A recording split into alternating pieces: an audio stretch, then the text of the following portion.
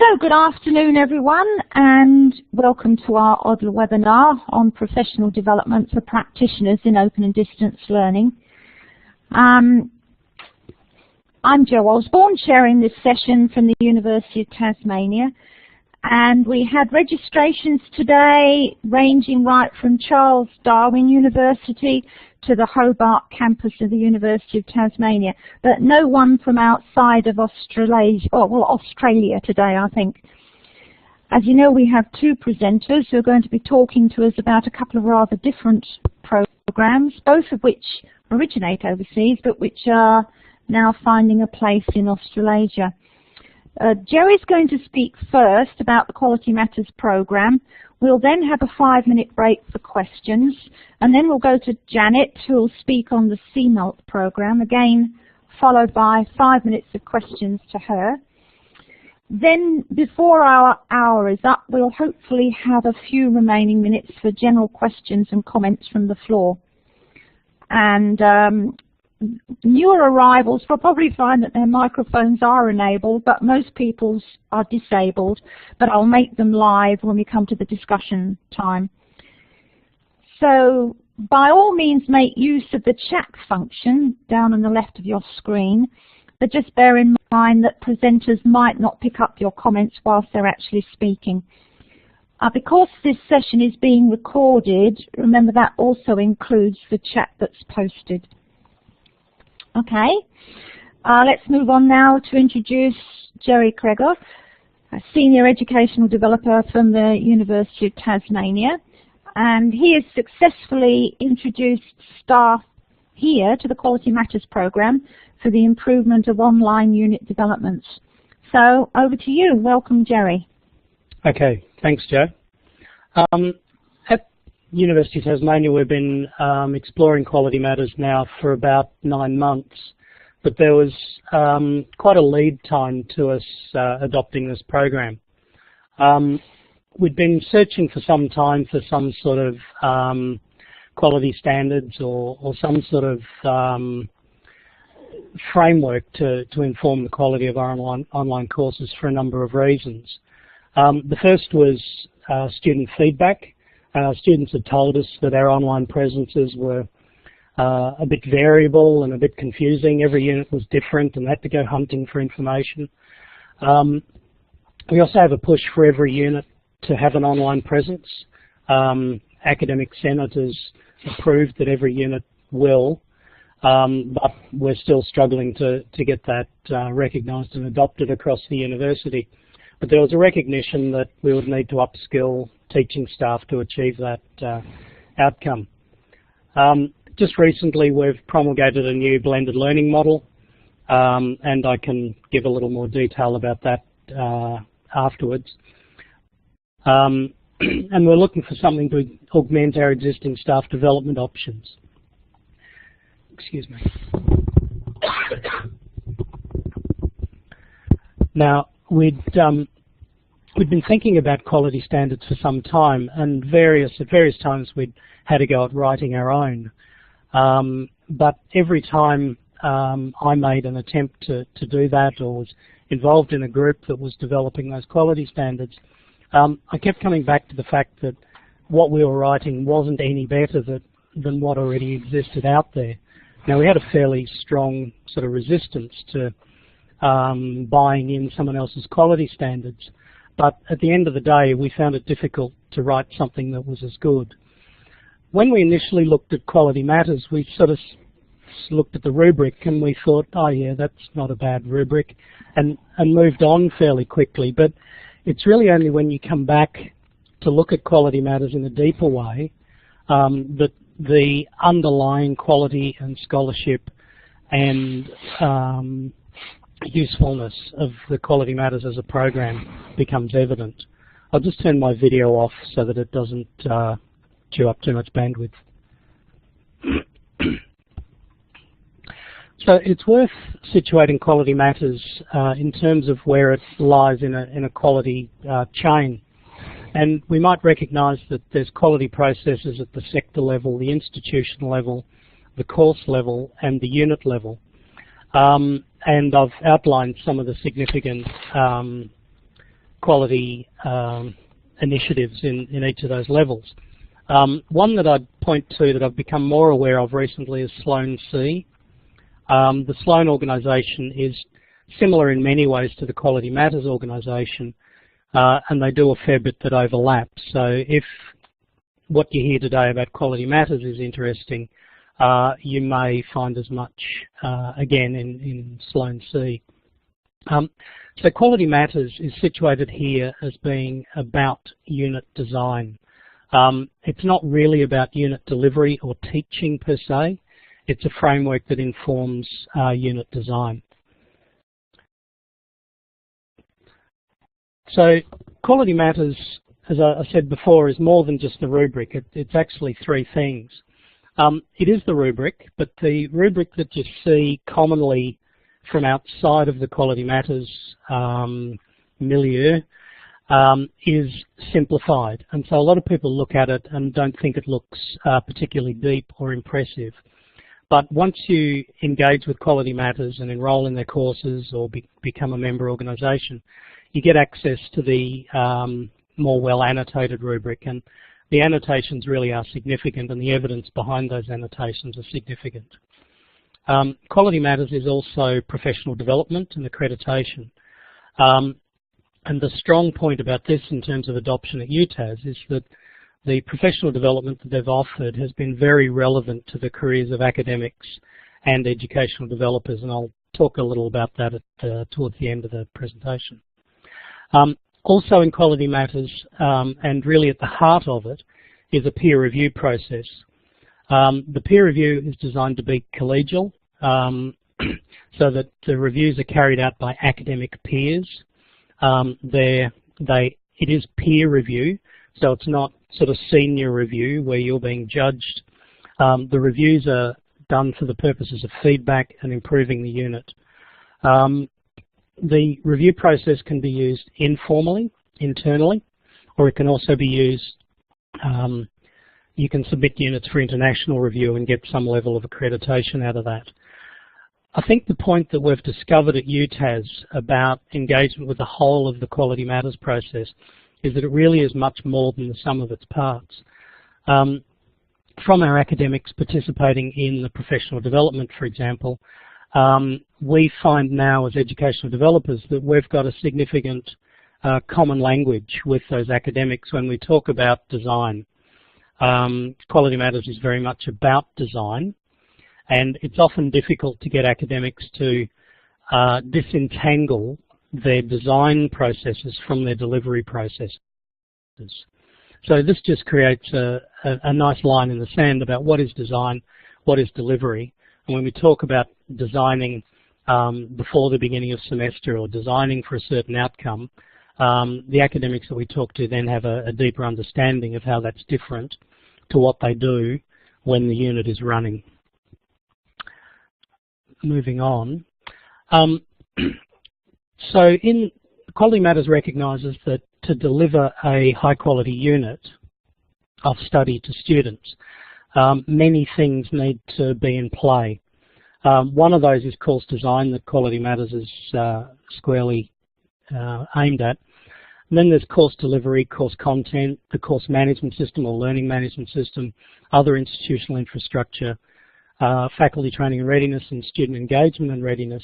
Now, Quality Matters, the Quality Matters process puts some scrutiny on those aspects, but it really only puts scrutiny on those aspects where it's evident in the course design. So it doesn't go deeper to look at the root causes of problems with student engagement and readiness, for example, or a faculty training and readiness. It simply makes observations on those things. The Quality Matters rubric itself, you can access this much information on the Quality Matters website. There's 8 broad general standards, and those are broken down into 41 specific standards. Now, a key component of the Quality Matters rubric is that the core of the rubric, so standards 2 to 6, must align, and this is along the principles of constructive alignment. So principle 2, excuse me,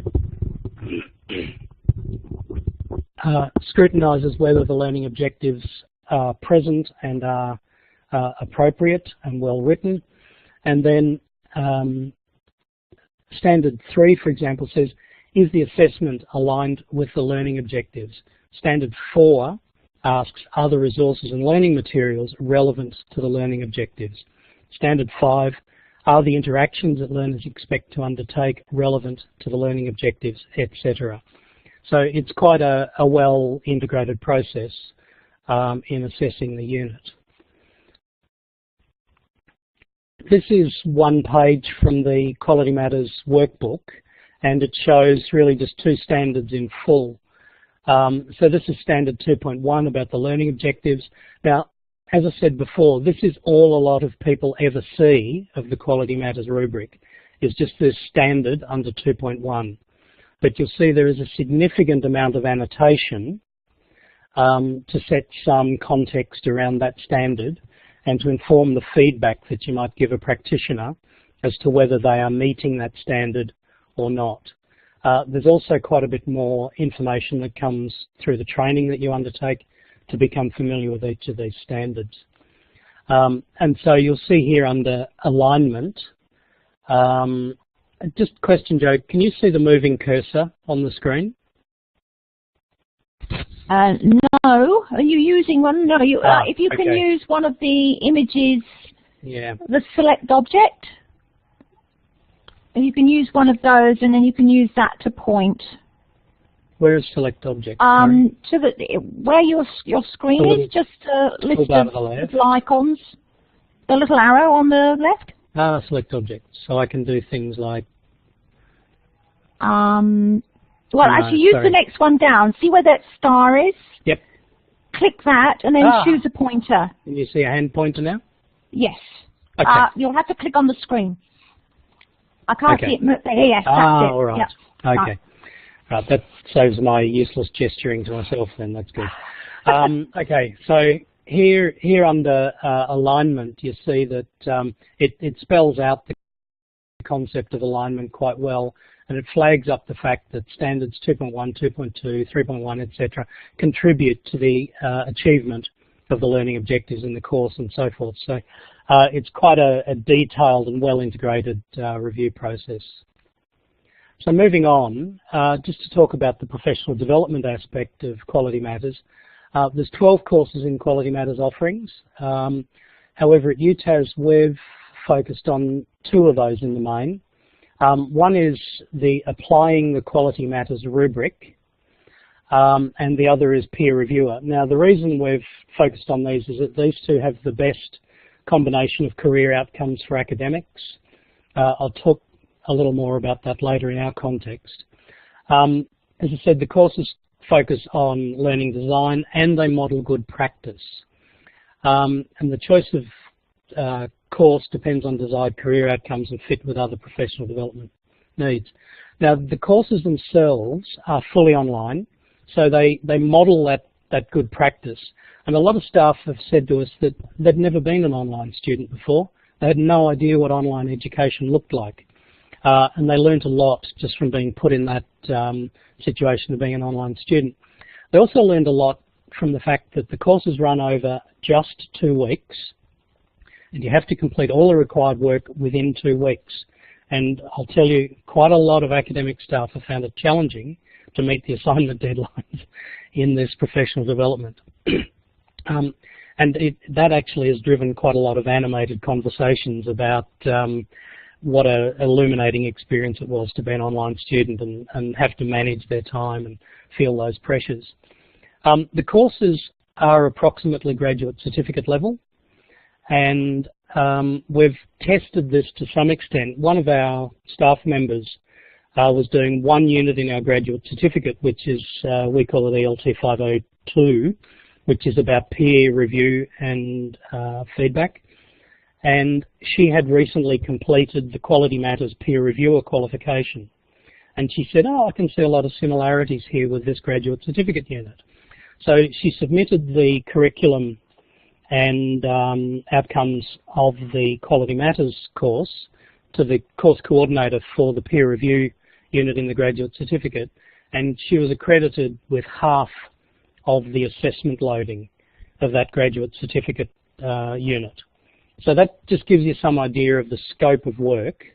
In doing 2 courses, you've done applying the Quality Matters rubric and the peer reviewer course, so in other words 40 to 60 hours of professional development was considered to be equivalent of half a graduate certificate unit. So that speaks to the quality of these professional development courses. The other thing that Quality Matters brings to us as developers is a scale of offering of professional development that we cannot hope to match.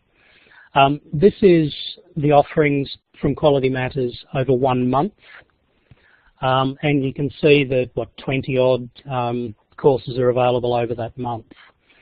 I've highlighted here in red the Applying the Quality Matters rubric course.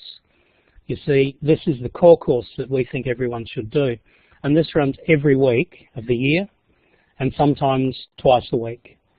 So it's available to our academic staff whenever they want to do it. And that means that we strike while the iron's hot. If they want to do it, we enrol them and they're away. There's no sort of putting them off and saying, oh, I'll come back in a month or 3 weeks. They'll be off the boil by then.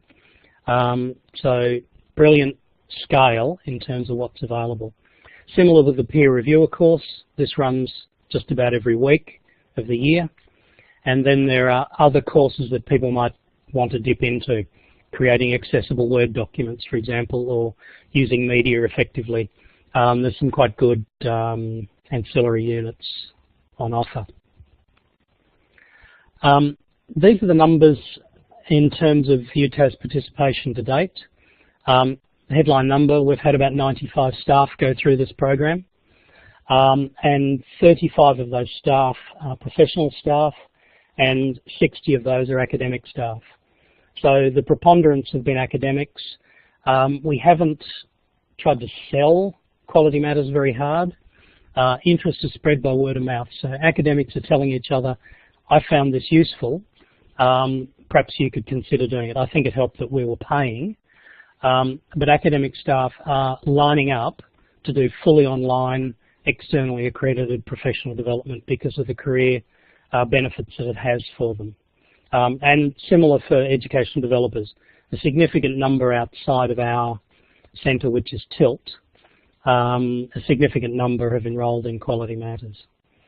7 of our staff have qualified as peer reviewers, and that qualification as peer reviewer is within the Quality Matters organisation. So it's an international reach, if you like.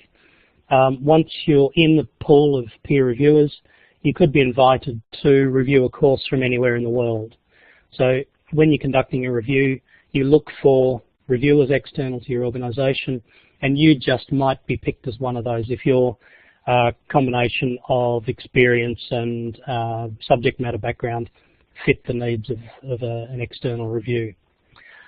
Interestingly, we've had 4 Associate Deans Teaching and Learning go through the Quality Matters program, and their responses have been as enthusiastic as anyone within to date. Okay, moving on. Just some feedback there from academic staff. Reinforced much of ELT 501. This was one of my hesitations with the Quality Matters training early on. I thought it did overlap so much with ELT 501, or the first unit in our graduate certificate, the compulsory unit.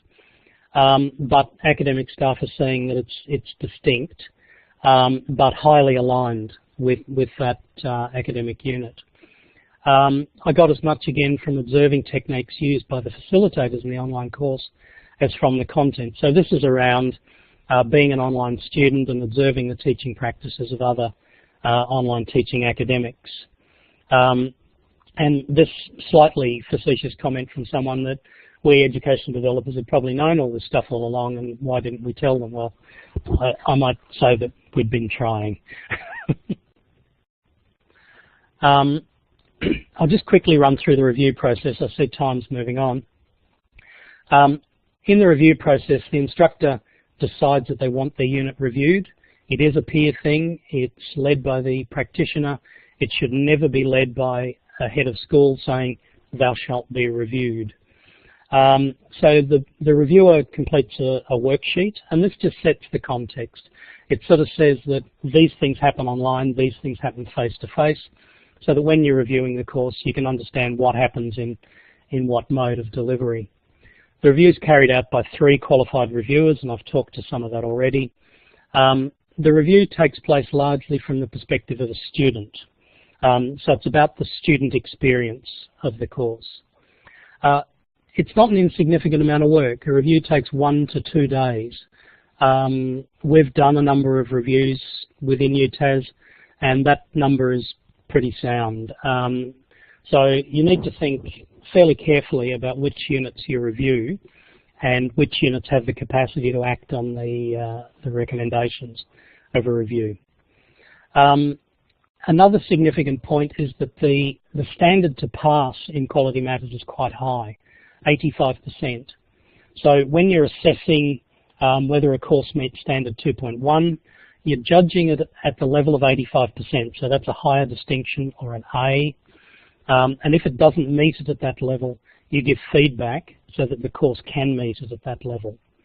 85% also applies to all of the standards, so those 46 standards, you have to pass 85% of those standards as well.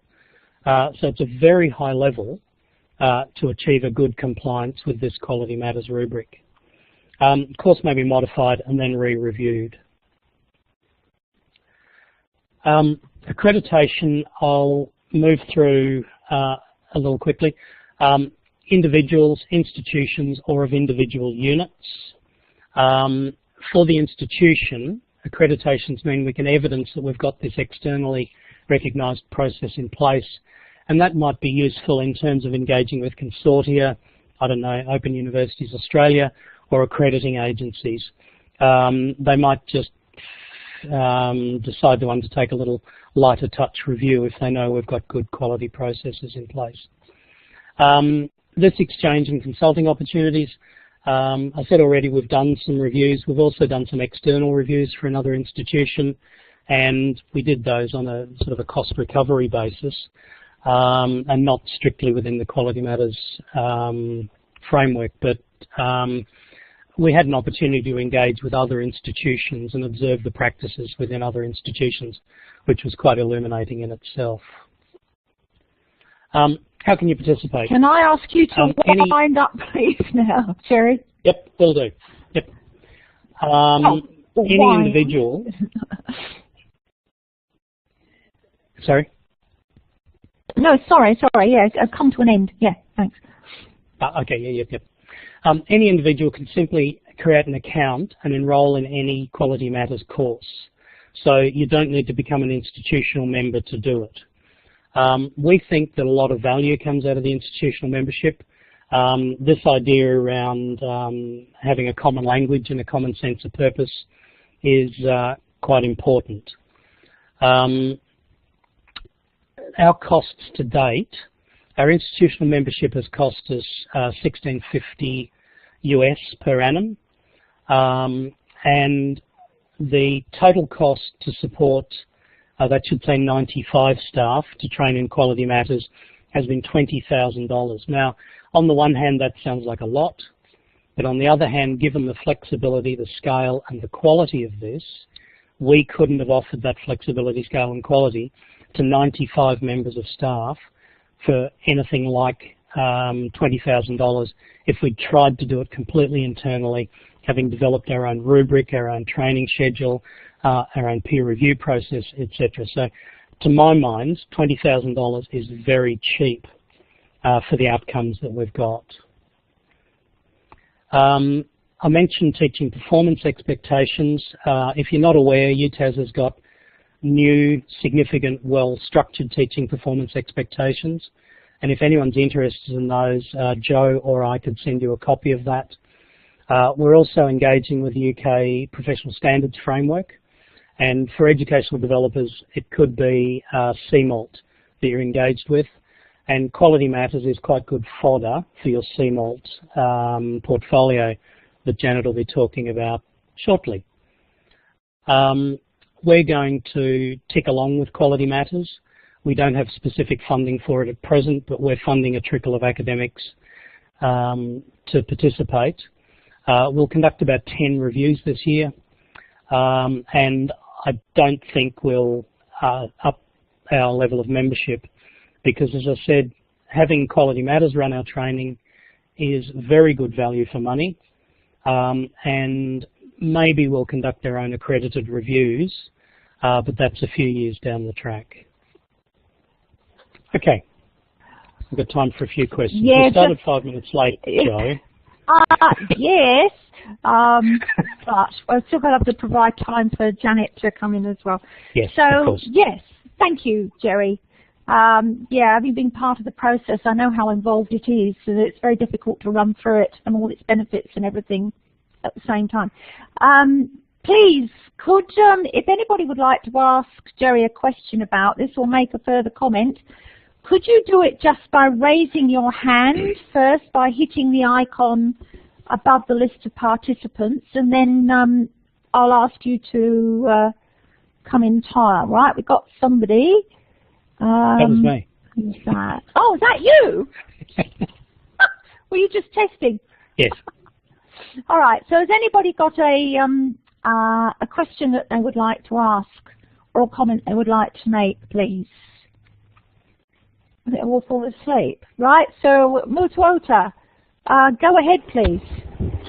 Thank you, Jo, and thank you, Creda, for the informative presentation. My question is, this looks like a very, very useful program, and it is clear from your presentation that it is widespread. But can you give us an idea of how widely it is used? Like, this is the first time I'm hearing about it in Australia. Where else is it used in Australia? Thank you. I don't think. I think. And I'm just trying to. I think University of Southern Cross dabbled with Quality Matters a couple of years ago, but that was in relation to a single course. I think UTAS is the only institution in Australia that's currently engaging with Quality Matters in any significant way. I've also spoken to ACODE, similar presentation to ACODE, and there was quite a bit of interest, but I'm not sure if anyone's kind of bitten yet and adopted Quality Matters. Outside Australia, there are institutions, well, there's about 600 in the US, and there's a number in the UK, across Europe, and a couple in Asia and the Middle East. The list is available on the Quality Matters site, but we are the first in Australia. I've heard a number of people at a number of events sort of write off Quality Matters as being, oh, too American or effectively not invented here. To my mind, they've looked at the summary rubric and said, oh yes, we know about that, we can do that. But what has become clear to us is that Quality Matters really is more than the sum of its parts. I don't want to sound sort of evangelical about it, but the lived experience of 95 of our staff has been extraordinarily positive. Jerry, there was a chat question that was put in there asking about Epigeum. Epigeum. Yeah, Epigeum is quite a different beast. To my understanding, Epigeum is more like a replacement for your graduate certificate in learning and teaching. It's much broader than Quality Matters, and I don't think it's as specifically focused on the across all of the units that Epigeum offer. I don't think it's as specifically focused on online and blended unit design anywhere across Epigeum's offerings. We've looked briefly at Epigeum, but we've decided to keep our in-house provision of our graduate certificate at this stage. Does that answer your question, Susan? Okay. I think perhaps, thank you, Jerry, I think we better move on. Yep. Hopefully there'll be a few minutes at the end. And just because it turns 2 o'clock doesn't mean the power gets switched off or anything. So if anybody wants to continue beyond 2, then I'm very happy to carry on if the speakers are available. But I'd like to move on now to Janet and move on to her introductory slide. Janet's an academic developer at James Cook University, but today I noticed that she's very much speaking to us with her ASCILITE executive hat on, and she's part of the team that manages the CMALT Australasia portfolio, which is something I don't know enough about, and I'd like to hear more too. So thank you, Janet. Welcome. Please go ahead with yours. Thanks, Jo, and thanks, Jerry. That was a really good lead up to CMALT Australasia, and you had us in there, so hopefully I'll be able to give you a brief insight into it, but certainly discussions and questions can continue after the presentation. So starting off with the video, so you can see me in my office here, but I might switch off the video so that we can save bandwidth and so on. So I'll just switch that off.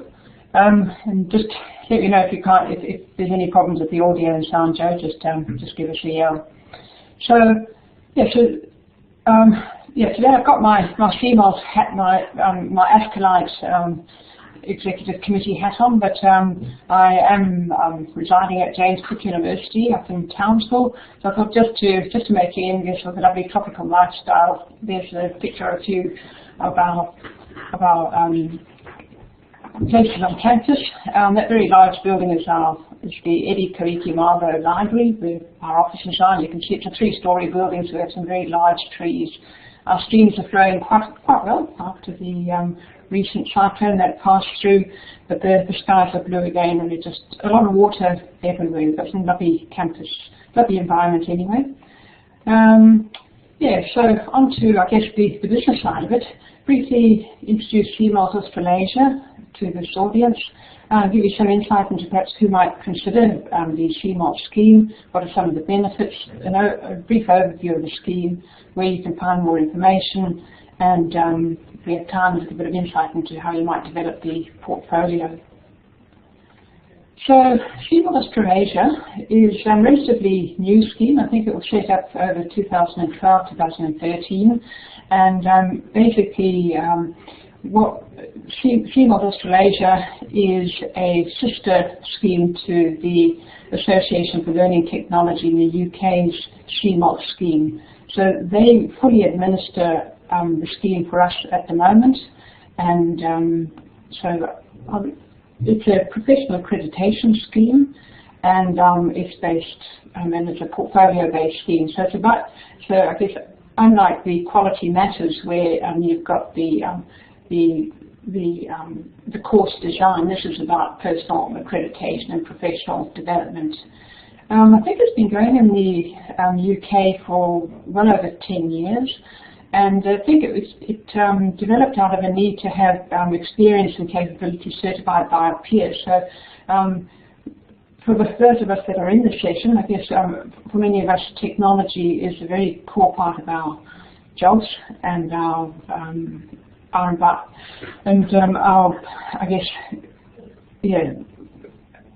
core part of the roles. And I don't know if any of you like me, that in my previous position at Charles Sturt University, where I was for 10 years, I think I could, without moving offices, although it's hard to do in academic institutions, always shifting space around, but without moving offices, you can be having 2 or 3 roles either at one time or certainly in quick succession, because the needs change, the institution changes, and we've got to change with it. And that's where CMALT comes in. It's a scheme for assuring people's professional development, and that people keep on top of the technology, but in a very professional way. So as far as who would make a CMALT Australasia candidate, CMALT holders are primarily learning technology practitioners of a variety of sorts, teachers, researchers from across higher education sector, but also including the commercial sector.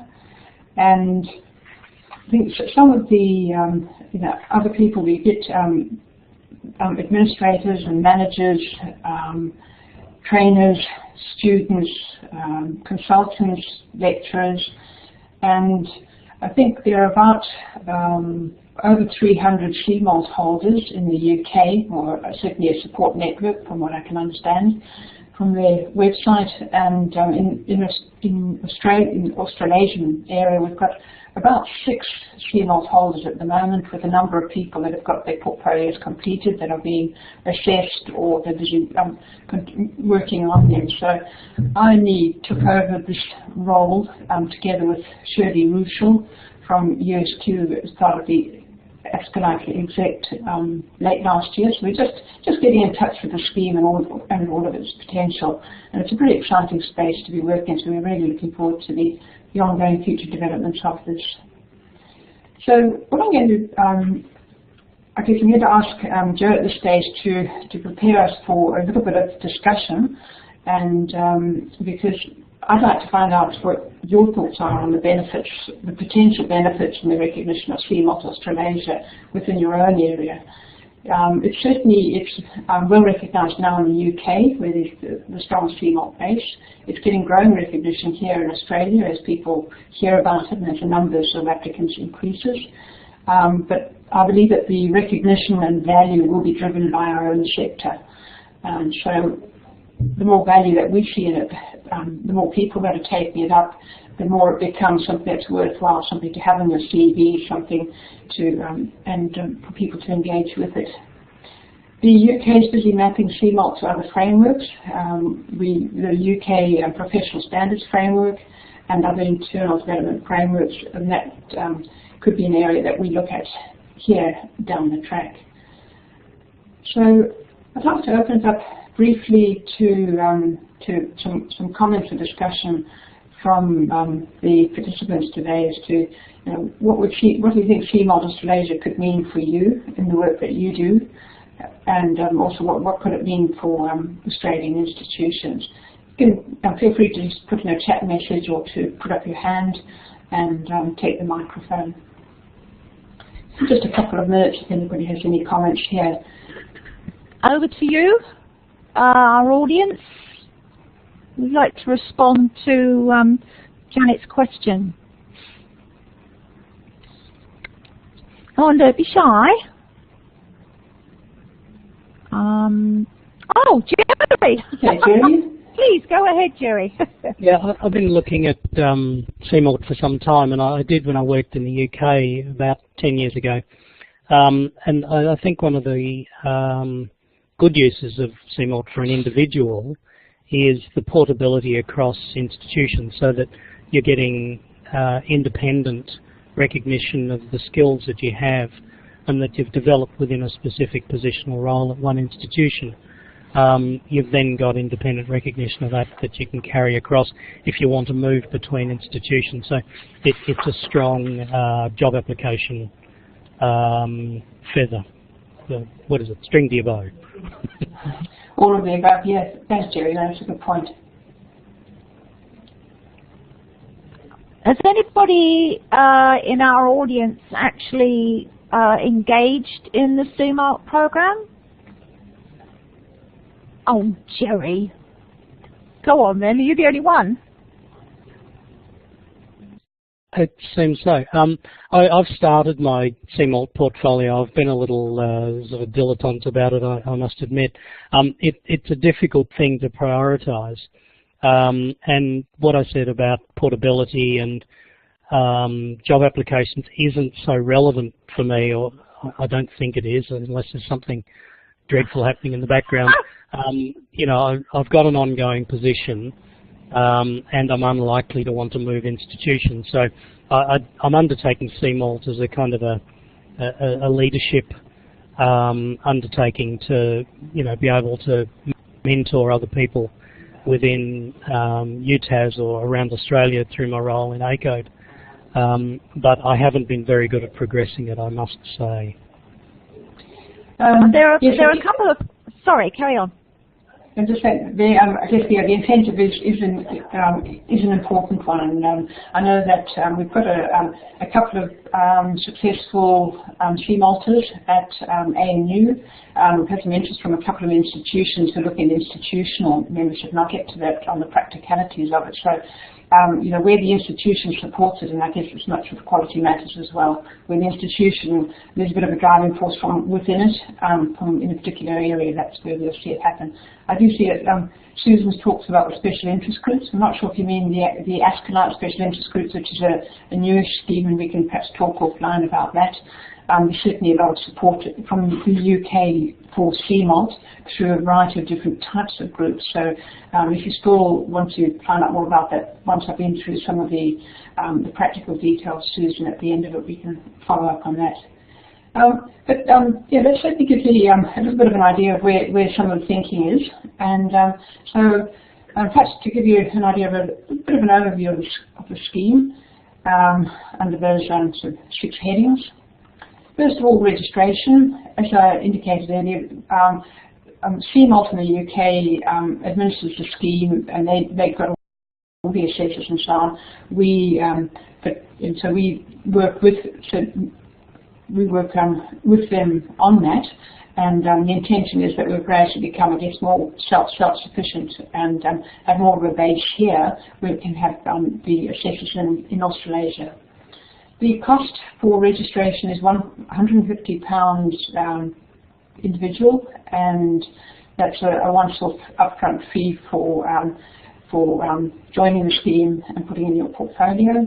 You do need to be a registered member of ASCILITE to be a part of it, because it's a certified member of ALT Australasia, which is just as you're a certified member of your national association. And that registration would need to be kept current for as long as you are going to be a certified member, I guess. There are group and institutional discounts available to the CMALT scheme. ALT has given us the information about that, and so that's going up on the website shortly, and so we'll be able to we've got details available for people that might be considering that institutional thing, and that's where the incentive might come in. At 10 people from your area, or if you get together a group of 10, there can be the discount, and then of course group support. And I'm aware that ODLAA itself is only a small society, and so don't want to take any members away from ODLAA, but I can admit that I'm an ODLAA member first and foremost, and have been since I think 2002, 2003. So that's my first leaning is ODLAA, and but I've got more involved with ASCILITE over the years, but still trying to keep an active part in ODLAA itself. So the CMALT prospectus will be your Bible for CMALT, and so the guidance that so have a really good read of that, and if you have any further questions, contact either CMALT directly or contact me in ASCILITE, and we can give you some further information. The actual support for it, again, the prospectus and information online. The CMALT support, there's a support group which you can join they use a platform called Crowdfine. So you request to join that, and a couple of days later somebody will say, congratulations, you've been admitted to Crowdfine, and that's a bit of a discussion area. And I noted that when I was snooping around this last week, that there's quite a lot of, well, not quite a lot, but there's a couple of Australasian, CMALT Australasia applicants busy preparing portfolios, and some that have gone in there looking for support. So I think that's going to that I think is a pretty good meeting ground, because you can leverage off the CMALT, the UK people, as well as meeting your own kind in there. The regular UK webinars, but the time zones mean that unless you really want to be awake at 2 o'clock in the morning, they're not the ideal timing. So we'll be working with ALT to get some in our own time zone, and also tailoring those to needs. So that's something that, to say, so a relatively new portfolio for myself, with Shirley Russell, and so we'll be sort of driving it along this year, and work in just getting the groundswell happening. As far as the submission and assessment of the portfolio goes, it's an online submission form, and it's always useful to have a good look at that. That gives you a very good idea of these sections and how you might actually start collecting your evidence together and how you might put it together so it's easy to cut and paste it when you actually do have to physically put it up online. The guidelines for the CMALT candidates and assessors are very detailed, and they give you a really good idea of exactly what's needed and what's expected. The assessment process itself, as I said, it is a portfolio, so evidence, gather your evidence and stick very much to the assessment process. When you when you are ready to submit the portfolio, you are able to select one of your assessors from the list of qualified assessors, or qualified, I guess, nominated assessors. I think anybody that is a CMALT holder, that's obviously the UK, anyone that's a CMALT holder can presume to be an assessor, and if they once they've actually got that status, they go into the list. So there's a very, very broad range of people that take part in CMALT and CMALT Australasia. From people that have a very technical role in actually developing software and technical support side of it, to academics who are sort of busy teaching and learning, to sort of, I guess, institutional leaders, to people that. So you've got a very broad range there. So it's also going to need a very broad range of assessors. So I guess selecting the assessor carefully. If you do know somebody that's, I guess, more towards your field, it's a bit like having a thesis marked. You choose somebody that's going to be, I guess, more sympathetic to your own area or more familiar with it, and then the other person will be, sort of chosen by ALT as suitable for that particular bit of assessment. So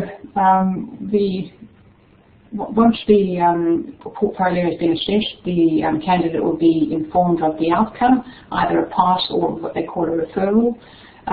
If it's a referral, that simply means, give you some feedback. You need to perhaps, put in a bit more evidence, give you the feedback on the portfolio, and then you resubmit when you're ready. And so there's a lot of opportunity for, discussion and feedback in the whole process. Now, just going back to, I guess, some of the fundamentals of the scheme, and this is an area which I'm particularly interested in. I have to admit I'm not a CMALT or CMALT Australasia holder. I did look at it some years ago, but I was sort of busy finishing off a PhD, and that always seemed to be the priority. So I'm afraid I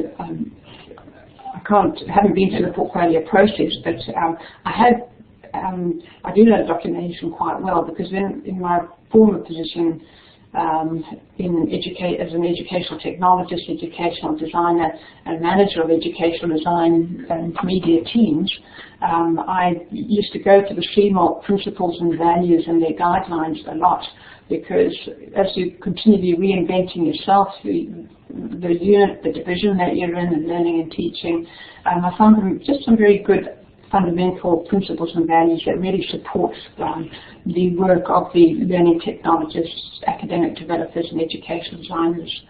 So there's the four principles for all of us involved in technology and teaching with technology, having that commitment to exploring and understanding the interplay between technology and learning, a commitment to keep up to date with new technologies, and empathy with and willingness to learn from colleagues in different backgrounds and specializations, and a commitment to communicate and disseminate effective practice are, I think, pretty good values and principles to ground things.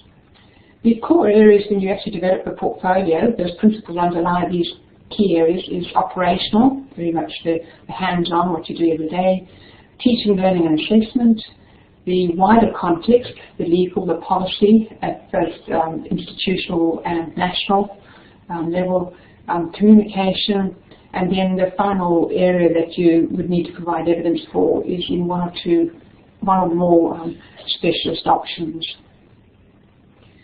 So I'll whiz through this fairly quickly because the information is there in the documentation, but operational would be, the everyday stuff, benefits, constraints of technology, supporting the use of technologies, teaching, learning and assessment, bread and butter for educational designers, academic developers, and hopefully for academics themselves, who your learners are. Just bearing in mind that the scheme is also well used in the private sector, commercial sector, so your learners could be students, staff or clients. So you have to have a very good imagination and to be able to think in a very large square for this one. So the wider context and legislation, policies and so on, that's an area which the information on the website is UK-centric, but things like the A2FAT framework for us and other things would be something that we would consider. And so communication is always going to be, communication is an interesting one for providing evidence for, but it's obviously fundamental to all of us in the higher education sector. So as far as how, completing the CMALT Australasia portfolio, there's no best way that you can actually approach that. You'll be submitting, you structure the content, use that submission form and the guidance. But the advice that I've had from people that have been through the process and what it says on the website is quite simply take it as an assessment, follow the rubric, and you'll be fine. So basically play it by the book. It's a reflective portfolio, so they want to see evidence of understanding as well as just the fact that you can use that well. So, if you developed an online subject, perhaps a interactive video resource of some sort, you want to demonstrate the understanding, not just the final product. And they want to looking for quality, not quantity, and only evidence that supports the application. So, apart from getting a CMALT Australasia tag to your name, just simply getting a portfolio together is actually not a bad thing, because whether or not you're going to be changing jobs or going for promotion and so on, just getting all of that evidence together in a structured format is very worthwhile. The specialist options, here's quite a long list of different specialist options. I had a look at it and thought, what specialist? I think, well, a lot of it's just part and parcel of everyday work. If you're a learning technologist, or even if you're academic and teaching, you're looking at it, there's a lot of things that you do.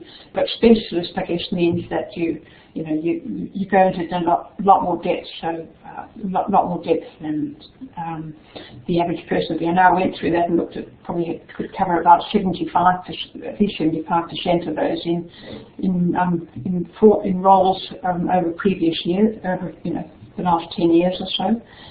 But knowing what evidence you've got, and I guess a lot of these things, you look at what evidence you've got and then decide where you can best use that evidence to some extent.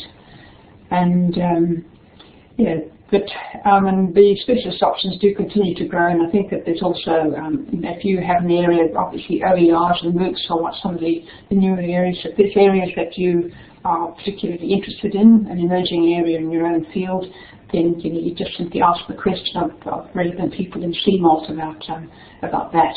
I think getting advice going into the support groups is a very good place to be asking those questions and preempting it, because I think that many people that have taken a long time to get their portfolios through, the feedback we're getting is that it's because perhaps they should have asked a few more questions early on and got some more advice. Then they wouldn't have to keep working out what might be the best evidence for their particular area.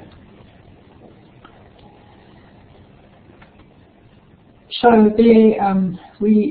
number of sample portfolios up online, and so that gives one an indication of the types of how people might set them out, and also the variety that there is. So you can surf around the ODLAA website for that. So as far as accreditation goes, it is a professional accreditation, and to become a certified member of the National Association. And I think that for us here in Australia, and for ASCILITE, it's how we grow it, and and how our members and our own community, our own professional community take it up, that will really see the value in this. But having it valued overseas already is pretty important. So finally, looking at the time, in order to retain your CMALT Australasia status, you do need to retain current membership status of ASCILITE, and to update the portfolio every 3 years. I think it's only a minor update. I think that it's a question of resubmitting it with just some more current reflections and the more recent professional development and new focus and so on. As far as I'm aware, I don't think there's any extra cost for that, but I think it's not a bad thing every few years to collect a bit more evidence towards one's own professional status. So that's very much a whistle-stop tour to CMALT Australasia, and I certainly am very keen to get any feedback from people that are interested in finding out more about it and approaches. We're about to launch our new ASCILITE website, so there'll be the current links will remain current, but there will be more information on our own website at the moment. Most of the information, it's a link from the ASCILITE website. I think I can put that into the chat tool there. So yeah. So if anyone has any questions, either raise your hands or type them into the chat, and hopefully that will give you something to think about anyway. Thank you, Janet. Specifically, any questions for Janet to begin with? As I said, I'm happy to stay on here a bit longer if everybody else is available. So, anybody who would like to ask Janet a question? Jerry, what would we do without you? Go ahead. It's not exactly a question, just a further piece of information. Some people may be aware that the OCTEL course is running again. Now that's run by the Association for Learning Technology, ALT as well, and they've done quite a lot of work on mapping the curriculum and outcomes of the OCTEL course onto CMALT. So it's a good way of kind of turbocharging your engagement with the CMALT portfolio. So well worth having a look at.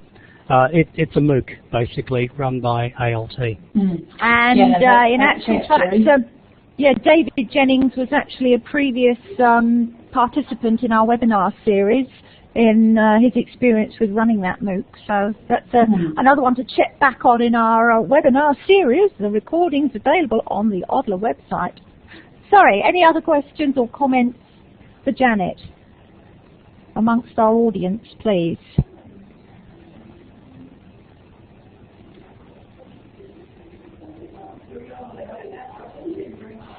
What a quiet lot. I can't see anybody raising a hand, and I can't see, they're probably a bit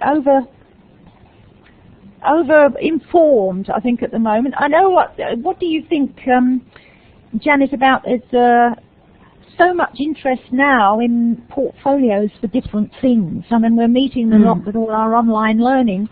I do wish something was more I wish I was younger. I wish some of these things had been formalised at an earlier stage. Because I know, in my experience of being an instructional designer, you always had to keep some kind of portfolio to prove what it was you did, because it was quite difficult otherwise to show other people. Yeah, I mean, I think that I guess the critical thing about the portfolio is collecting evidence, and I don't know what tools people have at their institutions. We're certainly very much involved with PebblePad, and I feel that ultimately we should be collecting evidence of our professional work all the time and tagging it, and then when the time comes for putting together a portfolio, whether it's for CMALT or whether it's for Quality Matters or the next job down the line,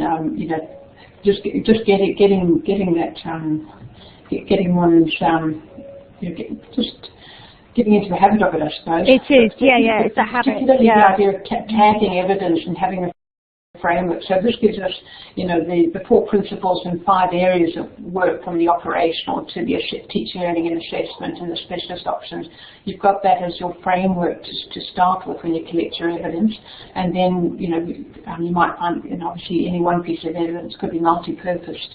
So I suppose that would be the challenge. All right. Well, are there any comments from the floor or questions on anything that we've covered today? Anything further from anybody?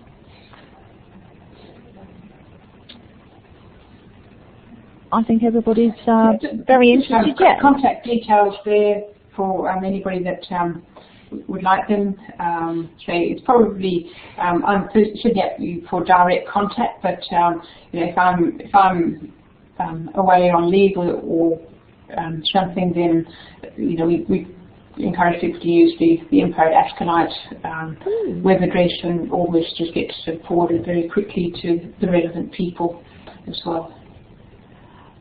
Jerry, can I just draw your attention there to a very interesting question just posted by Glenn Harrison in the chat, and ask for your response to that. Yeah, good question, Glenn.